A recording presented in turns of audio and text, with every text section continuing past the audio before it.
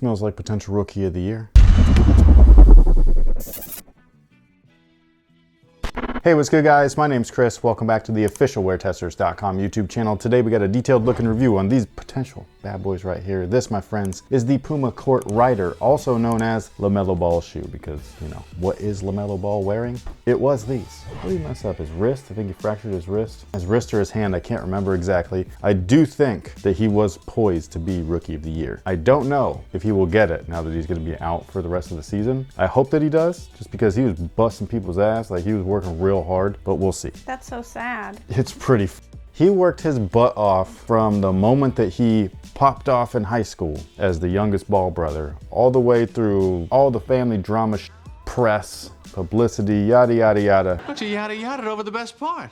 Gets to the league, impresses everyone, and then gets hurt. And you only get your rookie year once. Just once. Unless your rookie year was in the middle of a pandemic. Then it got extended a little bit. But his wasn't. His rookie year started with the new system and the new rules within the pandemic. I was talking about the guys that had to like stop their rookie season but then go play in the bubble. No, like I get that. They had it like extended and stuff. It was really weird. I still feel like this year's weird. It doesn't feel much different than last year. I'll give you that. Now, these guys, like I was saying, the name of the shoe is the Puma Court Rider. It's actually a $100 sneaker, which is pretty interesting just because a lot of their shoes we've been seeing for about $120. So I like the price point. However, some people might not like the tech. And with that being said, look at this outsole, man. It's crazy. It's the Puma pattern. It just says Puma everywhere. It's its own Puma matrix. Something. It's literally Puma pattern. It's like if they did like swooshes everywhere, it'd be a swoosh pattern. So this Puma pattern. It does feel like it'll grip though. And they use what they call their high abrasion rubber. So that's not only gonna grip well indoors, but it's also supposed to be durable outside and everything like that. They don't call it like carbon rubber like other brands have done in the past, but that's just what it is. It's also a lot of rubber on top of that. What I do think is very interesting though is that it's contoured, which is something you probably can't see, but it's like wavy. And so I think that's to help with the midsole. It's kind of like those special skateboard wheels where they have the wave patterns in them. What are those for? Like, I've never seen those until I was an adult. We've never used those as kids. Oh, well, I definitely saw an ad recently. If you guys know what those wheels are for, I believe it's let so me you know. can go over everything. They don't look like they'd go over anything.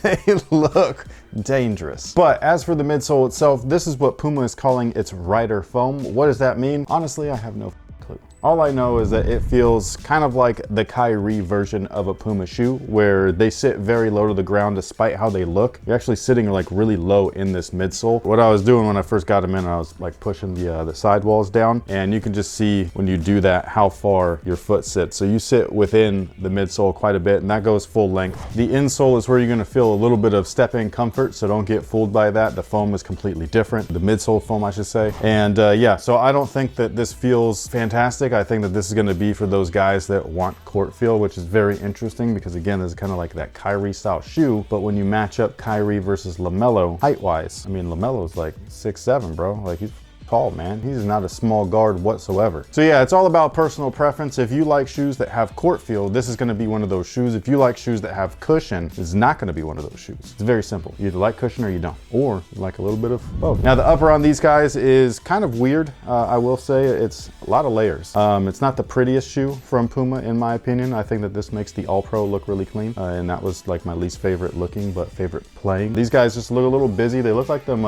running shoes that you had. They were kind of see-through. Oh yeah. What were those called? It had the liquid cell in it. I cannot remember off the top of my head, but you'll see a cute card right here. Yeah, so they remind me of those. And basically we got a mixture between like a little bit of leather that feels like it's synthetic, and then a little bit of ripstop style material. This side panel right here definitely looks and feels like ripstop. This stuff right here looks like it, but does not feel like it. This actually reminds me of what's on the KD 13s. So if you like that material, it's on the top of the toe. If you did not like that material, at least it's only on the top of the toe and not all over the shoe. So I thought that the materials were kind of like a weak point on the KD 13s, especially compared to the previous model. And then we got these guys that are just reinforced with everything. One downside is that the bottom lace area is the corded and stitched area. So it's like, it's very thick. I'll give it that, but it's still the stuff that a lot of people don't like. However, the top section is normal. So you got a nice little eye stay area up there, with just holes in there, and it works good. Now, one of my favorite pieces on the shoe has nothing to do with performance whatsoever, and it's just their little form strip logo. It's rubber. I just like it. Now, as far as fit is concerned, concerned, I do recommend going true to size for most. If you want a super snug fit, you can go down half a size. There is a teeny bit of extra length in there, but they do fit really well. The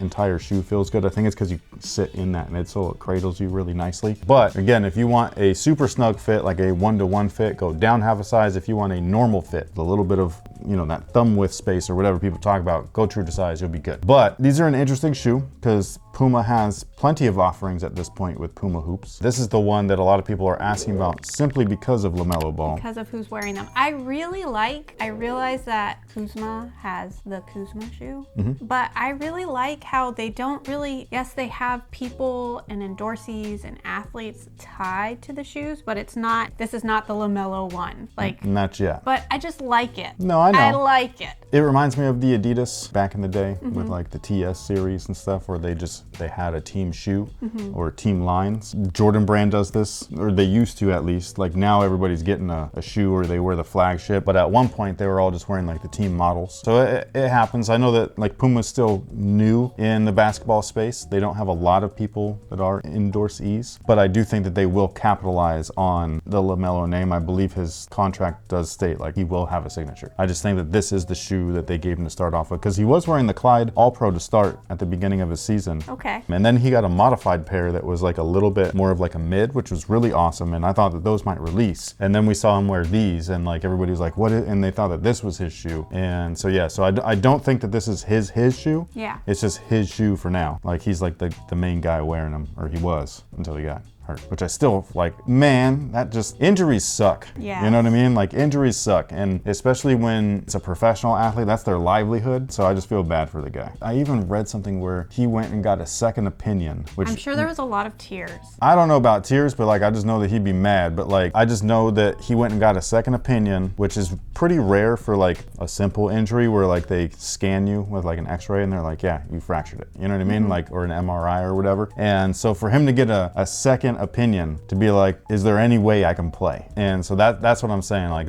I feel bad because this kid just wants to be out there and hoop. And you can tell, again, since you've seen him since high school, is every decision that he's kind of made has just been a basketball decision. So it's like everything that he's done was to play basketball. And then he completed the goal, which was to make it. He made it to the league, and then he gets hurt the first year, man. And it was with a bogus ass injury too. It wasn't even like a ligament gave out or he rolled his ankle or anything. It was like he fell awkwardly. Okay, I was gonna ask, how did the injury happen?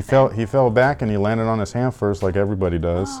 And that's what I mean. I can't remember if it was a little bone in the wrist or if it was in the hand. There's a really great YouTuber, the doctor, dude. Like I love this guy, man, because like everything that I've been saying, like for the past 12 years or whatever, whenever there's an injury and people are like, it's the shoes, he breaks it down to where it's like, dude, you could tell that it's not shoes. Like it just happens. Yeah. You know, and there's scientific reasons for why it happens when it happens. This just happened and it just sucks. Was it though a real fall, or was it something where he turned it like into a flop? The flop and fall. Then... It was a little bit.